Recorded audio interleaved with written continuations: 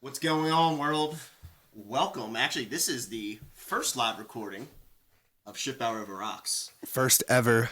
First ever live recording. We did not practice. We did not practice at all, so bear with us, please. I got a really special guest here today. I'm really excited about it. Colin Kelly. Feel free to, tell the world more about you. I want to About me? Some of this. Well, there's a lot about me. Irish whiskey a while though. It's an unofficial sponsor of the podcast. It's the Castmate Stout Edition. Apparently, it's finishing crafting some beer barrels. It's really good. It's very good. Yeah. Well, go ahead. Tell more about you. Well, there's a lot. 22 years old. Almost 23. Almost So my 23. Taylor Swift year's almost over. Yeah, no one likes you when you're 23. Yeah, no. Yeah, it sucks. This is all Jameson for the record. Yeah. It is the weekend. I do have some water in here. There might be some water in mine, full disclosure. So a little bit more about me. I'm a recent college graduate.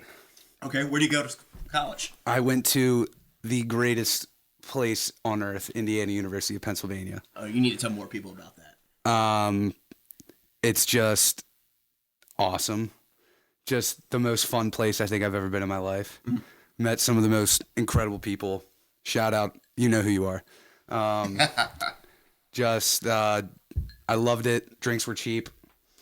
And it was That's important, especially good when you're time. going through I college. did actually go to class though, and I learned, and I somehow graduated, and I have a job coming up. So, in hindsight, when you started your college journey, I know you just recently graduated in the spring here, correct? Yes. When you started your college journey, did you envision it unfolding the way that it did? Yes and no. Anyone that knows anything about IUP knows you have a good time up there. You got to tell more people about the good times. What makes it different than, your Penn States of the world, Arizona Because States? no one gives a shit. There it Like is. there's really no, you go to these other big D1 schools, and if you're in Greek life, it's kind of like that's fucking it almost. Either if you're an athlete or in your Greek life, that's it. But at IUP, literally nobody gives a shit. As long as you're chill, nobody gives a fuck. And so that's what I loved about it. There was no pressure to do anything you didn't want to do, and everyone treated you the same, and everyone just wanted to get fucked up and have a good time. And we did a lot of that. We went to class though, but You heard it first. but we made sure we had a good time as well.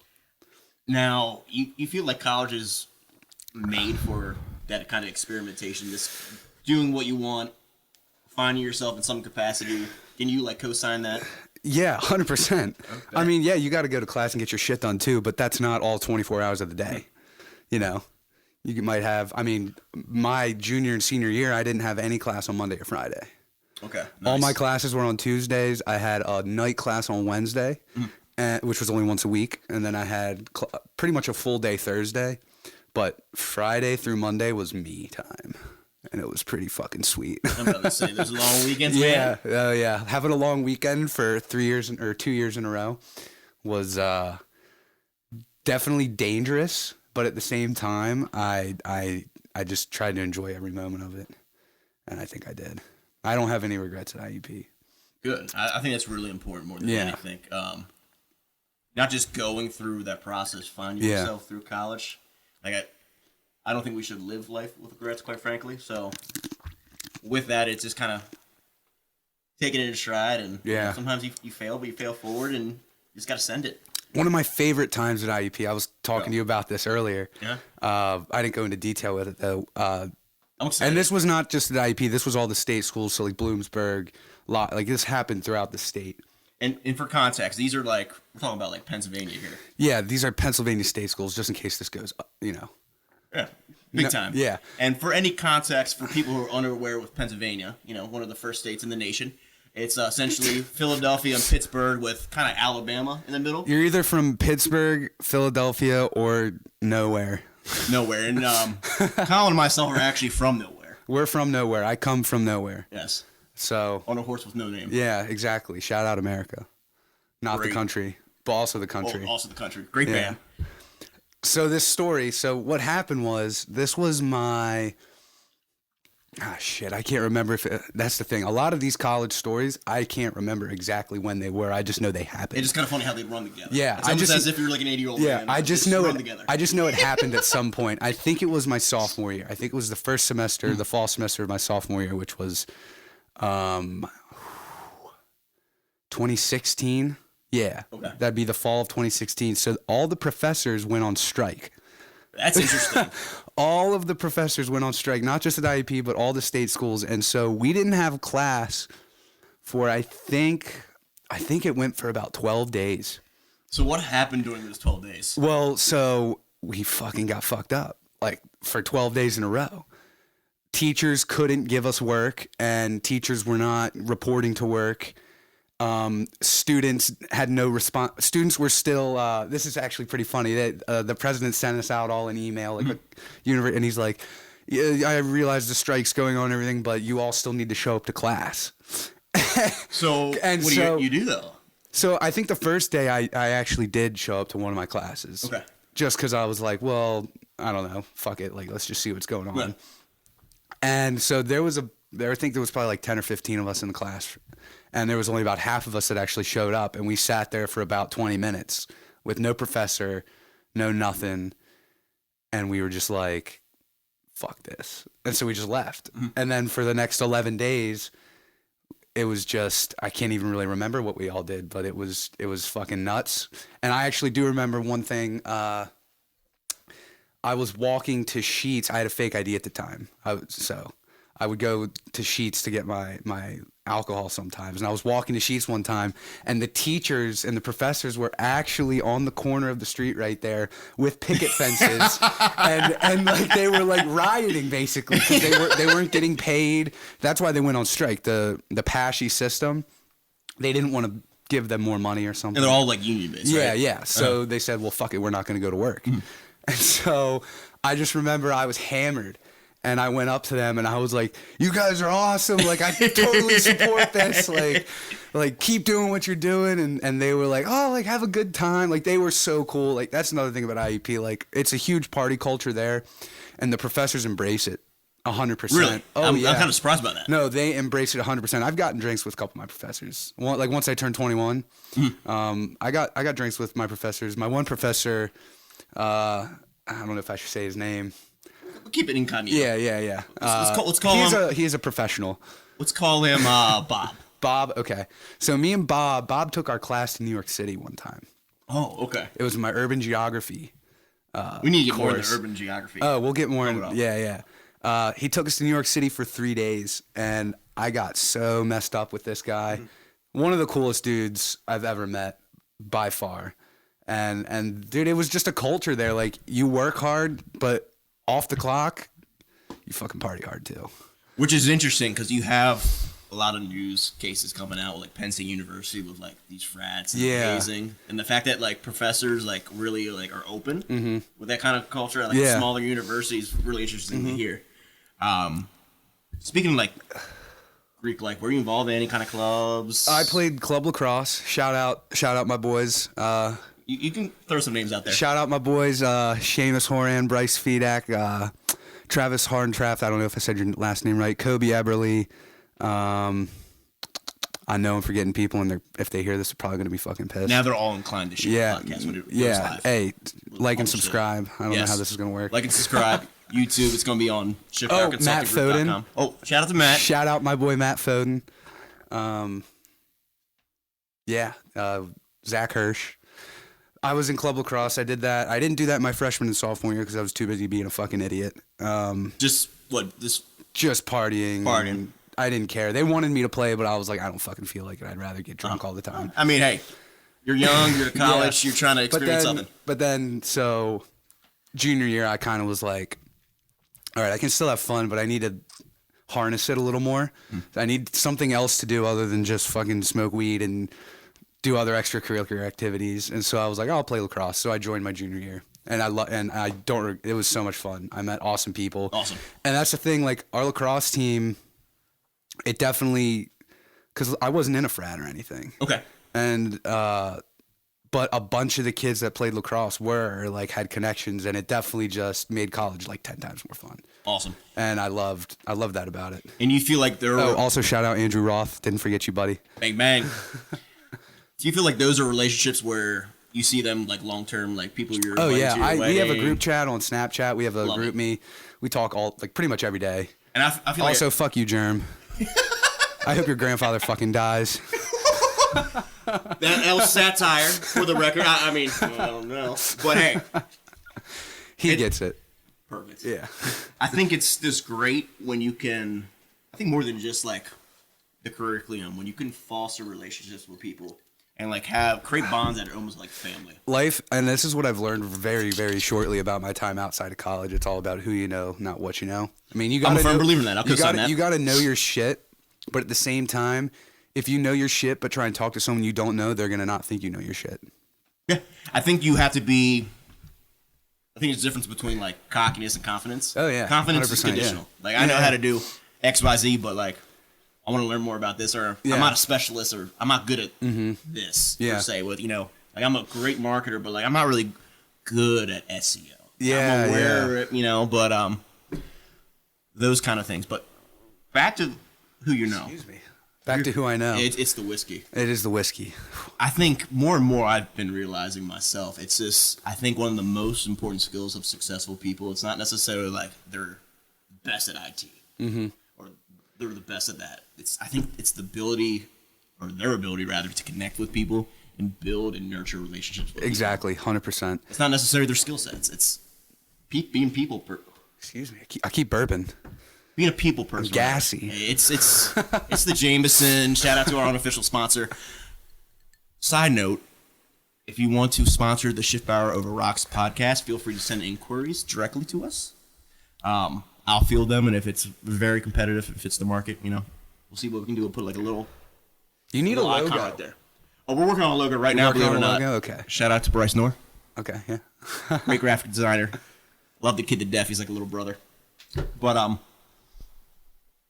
back to your time outside of college. So outside of college, that's relatively new. New. And how did you see your growth from? Let's go in. You're going into as a freshman of college. Boom, I'm a senior. Then now, boom, It went by so quick. And now I'm an adult. And now that's the thing. I'm an adult, but I don't fucking feel like one. I mean, you and me both. Yeah, I'm 22 years old, and I'm supposed to be doing all this adult shit, and I'm doing it, but at the same time, I'm like, well, man, I still kind of want to like go drink a fifth of liquor to myself and I do very bad things. You and me both. Yeah. I think there's nothing wrong with having fun if you're productive. Yeah, exactly. I mean, that's all it's about. Life's too short. You gotta have fun. Let's just cheers to that real quick. Let's cheers to that for sure, 100%. There's gonna be a lot of those moments on the Schiffbauer Over Rocks podcast. Oh yeah. But it's kind of funny that you said that about like you want to do this. I remember had a 4th of July party a couple weeks ago. I was in attendance. No, you were out at the beach. I was down at my old stomping grounds. Hey, We'll get into. We're talking about the beach. Yeah. Oh yeah. We're talking about nightclubs and beach bars here in a few. I'm very excited about that. Oh yeah. It was fun. You pick up some kegs. I like to outside my consulting work. Just like I like to throw events for people. I love just connecting people, and I want people to have a good time more than anything. Oh yeah. So picking up some kegs was a few of our buddies that we know. Colin and I actually go way back to high school, and that's a whole nother story. I don't even know how I met you. I mean, honestly, I don't really remember the moment, but it's just I know you for years. So yeah. Yeah, it's kind of funny how that works out. Yeah, it is weird. Picking up these kegs was wild. This older guy, like early mid-30s, and he's like looking at us like, man, I wish I could do that again. I'm like, dude, why not? I mean, like you got some Corona in your hand right now. He's like, yeah, but I got a wife and kids. Like, I can't rage like that anymore. I'm like, so he thinks. Exactly. I mean, yeah, you have more responsibilities, and people, I think, ultimately choose to like take on those responsibilities. But you can have fun and be youthful. I think age is just a number, honestly, more than anything. It also depends on how far you want to go into your work. Correct. You can stay at a certain area, and that's the thing. Some people get super into their work where they really can't. They honestly can't. That's true. I mean, I have had moments like where... if you have so much responsibility, and I'm just thinking in terms of like older people that I know, they just have so much responsibility. It's like, man, I can't remember the last time I had fun, actually. Yeah. I mean, it's because of that money. That money. Yeah. And a lot of people, it's like, yeah, it might be a sacrifice, but if you really love what you're doing, I think more than anything, it's not necessarily a sacrifice. It's like a necessity. Like, I want this house or I want this lifestyle. Yeah. Yeah, some people might view it as a sacrifice. Oh, man, you're lame. You're not going out this weekend. But, like, nah, like, I'm just trying to work towards a better, Yeah, trying to level up. Better future, Trying to level up. It's big. Yeah. 100%. Yeah, I think we all should level up in one capacity or another. Exactly. And so for me, the move. Yeah, I want to hear more about this. How are you leveling up post-college grad back in May? Post-college. So this has been my life post-grad. So I graduated in the second week of May. Mm-hmm. Again, somehow, I don't know how. I just, they handed Give me. yourself more credit. Yeah. All right. I did do well in school, but I had a lot of fun too. But so I graduate, and then my dad, shout out Vern Kelly, stud. Absolutely. Goat. Yeah. So he got me a job at his firm in Baltimore. He's a engineering, construction, land surveying. And so he brought me on as a GIS specialist. We'll get more into that. And I worked there from May up until July 12th. I quit. Ooh. I quit, yeah. How did Vern feel about that? He honestly understood it because I wasn't doing shit there, bro. I went to work every day. I sat in front of a fucking desk, and I did absolutely fucking nothing but make $19 an hour and go home at the end of the day. You didn't like it? Sounds Excuse like. me. No, I fucking hated it, dude. It sucked. Mm-hmm. I mean, it was horrible. I did nothing all day. Yeah. And I was like, I'd rather be broke and happy than doing nothing all day. Yeah. And so I told him that. And it's funny, the day I quit, so this is where things change. So the day I quit, I had no intentions on quitting that day. Yeah. And so a lot of the things I did during my days when I would just sit there and do nothing, I just sent my application and my resume out all over the fucking country. Okay. Literally, I went to Indeed. I typed in urban planning or GIS, and for the location, I clicked United States, and I just clicked search, and I went down the line. I went down the line and applied to as many as I could. And I think I applied to like 60 or 70 places. Yeah. But that was also back in like June, and so a month goes by, I haven't heard from anywhere. I'm like, man, I must suck. Like, what's going on? Yeah, like I'm not that terrible. Like, yeah. So then this Friday, June 12th, I'm chilling at my desk. I'm talking to this other kid, shout out Parth Mystery, who was also a pretty cool kid. Went to WU. Shout out to him, WU. Yeah, shout out Mountaineers. Horns down, baby. Horns up there. I'm thinking the Longhorns. Oh, okay. you can tell I went to a local college. Yeah. Shout out to college. So I get this, so I'm sitting there and this Tampa, Florida number calls me. And I'm like, I don't fucking know anybody in Tampa, Florida. Yeah, come on. So I answer, I'm like, hello? And they're like, is this Colin Kelly? And I was like, as professional as I was like, this is he. I'm like, this is he. And so this lady Vilma goes, hi, this is Vilma. I'm with Tess Inc. Like Vilma or Velma as in like... not Velma, Vilma. I mean, it was with Velma. An I. Like Scooby-Doo. Not Velma like Scooby-Doo, but very close. That'd Vilma, That'd be very V-I-L. jinkies if it was. Very, very zoinks. Very zoinky. So she says...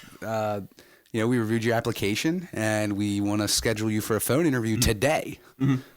How's 2:00 sound? That's it was already 12:30. And what are you thinking? Right, am I going to do it? I didn't even think. I just say sure. You're just going to go with it. I just went with it. I was like, sure. 2:00's fine. They're like, all right, I'll send you an email. Just accept the invitation and we'll get everything situated for 2:00. And I'm like, okay, boom, done. And I didn't wake up I literally had no idea this was going to happen. And it's actually quite funny. Well, I'll continue the story. So 2:00 rolls around and I'm on a conference call with like 8 people. Okay. And they're just asking me questions like about what I do, about where I currently work in Baltimore, why I applied to their company. They were asking me knowledge about GIS. Which is Geographic Information Systems, for those who don't know. And so apparently I answered all the right questions. And so they literally said, okay, well, you have the job. And that's rare. After about 20 minutes of talking to these people, they're like, really? Yeah. They're like, well, you have the job. And I was like, all right. Okay. So they're like, we're gonna put you through to the VP, and we'll talk. Like he'll talk to you more about other information. That's pretty surreal, man. Yeah, I'm just sitting there in my car. Like I went into my car because I didn't want to talk in the office. Yeah, understandable. So I went to my car and I was doing it in the car. Kind of like zen out, you know. I didn't want my boss to hear me. Oh, your boss. AKA my dad. I didn't want to hear me getting recruited elsewhere. So yeah. So take your talents to South Beach. Yeah. So they call me and I'm on the phone with the VP. His name's Jeff Hatfield, great guy, and he's like, so yeah, we want to offer you the job. We talk money and everything, and he's like, but we talk relocation too. Because I'm like, big. Dude, I'm in Baltimore, Maryland. Like, I can't just go to Tampa tomorrow. No, absolutely not. It's not realistic. Yeah. And so your glasses are fogging up. Oh yeah, it's very warm in here. It is pretty warm. For the record, I mean, if we're sweating, it's need some wipers. I know. It's the lighting. It's got sweats. So bear with us, please. All right. So we're talking, and I'm like, it's a Friday, and I'm like, listen, I'll think about it over the weekend. I got to talk to my family, obviously, and I might get other off. And I had another offer on the table as well in Rockville that I was about ready to take. But Tampa, man, I was like, that's fucking sweet. I love Tampa. I was like, that's fucking sweet. Like, I need to jump on this. And so I talked to my parents over the weekend. And that Monday, I emailed, not my dad, but the guy who was my direct supervisor at AB. I said, hey, I'm not coming back. I was like, I don't plan on coming back. I was like, I got 2 offers on the table that are just better opportunities. Like, I appreciate the opportunity. Yeah. And he was like, no worries. Like, let me know if there's anything I can do to help. And so I call back this company. I call them back Monday, and I'm like, hey, like, I'm really considering your offer. Like, I love it. But I'd definitely love to come see the place before I make any decision, because I did some research on their company. Their website was down. I couldn't find. That's a red flag. I know, especially in my industry. I couldn't find any one of their employees except for a couple on LinkedIn, and it just seems there were red flags. I was like, this could be a fucking scam, or like these people could be trying to harvest my organs or something. Like, I don't know. Or they're trying to recruit a bunch of people and see if they flake out. It might be like so high turnover. So I say, I'd be interested in coming to Tampa for maybe a couple days. Very smart on your part. And they say, sure. They said, where would you? And so they said, we'll talk about it tomorrow or something. Okay. So I then go to the beach. Naturally. I then go to the beach for a couple days. Think it over. Yeah. And so I'm down at the beach, and I wake up the day that I have to leave, and I'm like, I'm fucking doing this. So I call this guy's secretary. She sounded cute over the phone. Mm-hmm. It has a cute secretary voice. Yeah, I was like, okay. Yeah. Did the voice live up to the? Oh yeah, I met her. It was awesome. You gotta love when expectations just like they meet. Yeah, and so she's like, okay, where would you be flying out of? And I'm like, BWI. Yeah. So she gets the flights arranged. Dude, these people dropped $1,000 on me just to fly down there. And here's the thing: you haven't even signed a contract. I haven't done shit for these people. That's investment. Yeah, these people. Already, well, I'll continue. So they fly me down there Wednesday morning. I get on a plane at BWI. My flight was at 6:10, and I literally spent the whole day. It's only a 2-hour flight to Tampa. Yeah, it's very quick. Yeah. So I get down there like as their office is opening. I go to the office. I meet Jeff Hatfield right away, the VP, and then I meet my boss Kirkland. And I meet another guy, Brandon, who would be my supervisor, and I meet some other people in the department. They take me, and this is a legit place. And I told him, I was kind of skeptical. He's like, yeah, I know our website's down. We're getting it redone. Like, it'll be up soon. Which I think is fair for you to address that. Yeah, no, they were like, yeah, we totally get it. And they're like, we've had candidates like turn away from us because of these red flags. And transparency is important. Yeah, and so they're like, we're glad we could get you down here so we can show you that this is a legit operation. Yeah. They were in a business park. They had 6 of the 8 offices in. Really? And not just offices, like rooms, like one office was a whole building complex, and they owned 6 of the 8 that were in this entire development. And is this all GIS urban development? They're a telecommunications company. Gotcha, okay. So what I will be doing is... Well, you can disclose publicly. Yeah. I don't know if I should... Oh, you do. You can't just NDAs. I get it. I'm doing GIS work for a telecommunications company. That's all you know. And that's it. In Tampa, Florida. That's it. That's all we can say. That's all I can say. And so they're gonna watch this and be like, "Yeah, we don't want you anymore." I'm about to say, like, I saved you there. All right. Saved you that bonus. So I'm touring the place, and I'm like, "This is pretty cool." And so the guy, they put me in a hotel too for 2 nights. I hope it was like nice. Like, It was a pretty nice hotel. Was it Yeah. like a Comfort Inn or was it, It a was Radisson? it was a Comfort Inn Suites. It was nice. nice. That is nice. It was nice. That is Also, nice. I didn't see a single gator when I was in Florida. And Really? I'm pissed about it. Dude, Yeah. I'll tell you some parks you can go to. You can see some All right, gators. good. Because I was asking, I was like, how often do you guys see gators? They're like literally every day. But I didn't see a single one. So, Well, you gotta leave like the area a little bit. Like Yeah. in Largo, they're all over the place in like parks and Yeah, whatnot. yeah. It's pretty wild. I heard Largo's a bad area. It's kind of Yeah. it's like in between Tampa and like Clearwater. Yeah. There's some like it's nice, but there's some other areas like Yeah. We'd But that's rather not. every city. that's what I'm Every saying. city has its ugly ducklings. I would say so. Yeah. Every city. Yeah.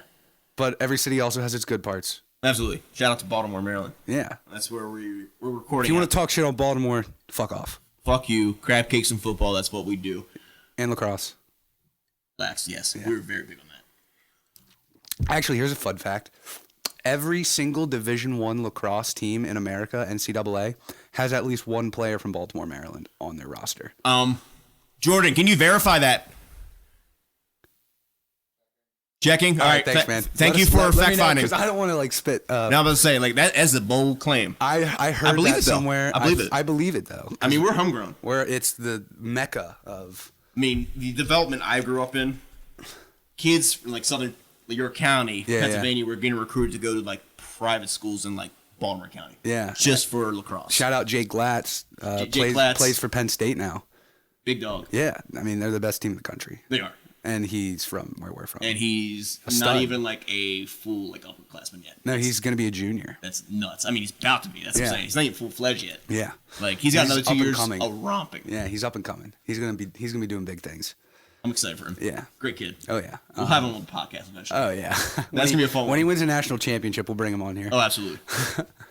So what was I saying? You were talking about touring, you know, down in Tampa. So yeah, so I'm down in Tampa. This great like So job I opportunity. so I get the nice field office, and I'm like, all right, I could definitely see myself working here. But so then, yeah, sure, top me off a little bit, just a little bit Still though, top off. just a little bit. I can't drink. That's good. I can't drink whiskey straight too much. I'm a pussy. So Me on the other hand, yes. Yeah. But so I'm down in Tampa, and so the guy goes, my boss, he goes, so what do you want to do later? Like after we're all out of the office. And I was like, I'd like to like see Tampa. Like, and he's like, what do you want to do? And I was like, he's like, what do you like to do? And I was like, I like to drink. you being And honest. he's like, I was like, I like to party and I like to drink. And Something wrong with that. he was like, me too. So it was Bonding. me, him, and this other kid, my supervisor, who is also a recent grad from college. He went to South Florida. So they just took me out to a really nice dinner, took me out to some really cool bars. They wanted to take me to the strip clubs, but I was like, I don't think I'm ready to go to a strip club with you guys yet. I don't know you that well.